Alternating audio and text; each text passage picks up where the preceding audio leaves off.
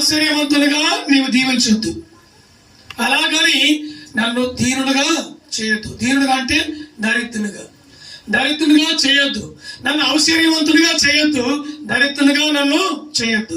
ఐశ్వర్యవంతుడిగా చేస్తే నా ధనాన్ని బట్టి, నా హోదాను బట్టి, నాకున్న స్థితిని బట్టి నిన్ను దూషిస్తాను. ఎలాగంట?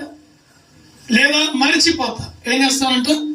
మరిచిపోతా. అదే నేను దీని దరిద్రున్నాయి, నా కుటుంబం కడవని పరిస్థితి ఉంది, నాకు కడుపుకు ఆహారం లేకుండా, ఒంటికి వస్త్రం లేకుండా నా పరిస్థితి మారిపోయిననుకో, యెహోవా ఎవడని విసర్జిస్తా.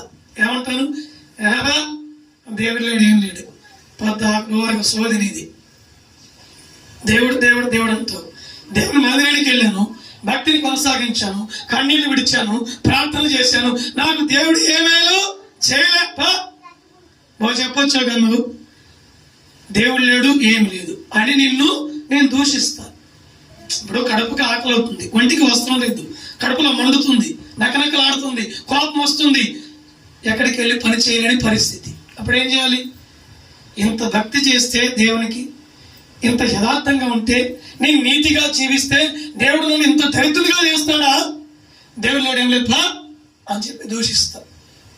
అలాగే ఐశ్వర్యవంతులుగా వద్దు, దీనునిగా వద్దు, నన్ను మోయనంగా దీవించయ్యా అన్నాడు.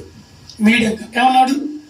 నన్ను మీడియంగా దీవించు, తగుమోయనంగా నన్ను ఆశీర్వదించు, అలాగే నీ కృప నాకు కలుగు చేయ అని ప్రార్థన చేశాడు.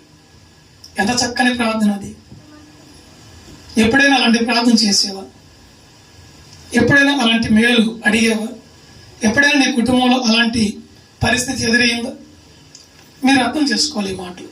అలాంటి ప్రార్థన ఆయన చేశాడు. దేవుడు ఆ ప్రార్థన ఆలకించాడు, ఆ ప్రార్థనకు జవాబునిచ్చాడు.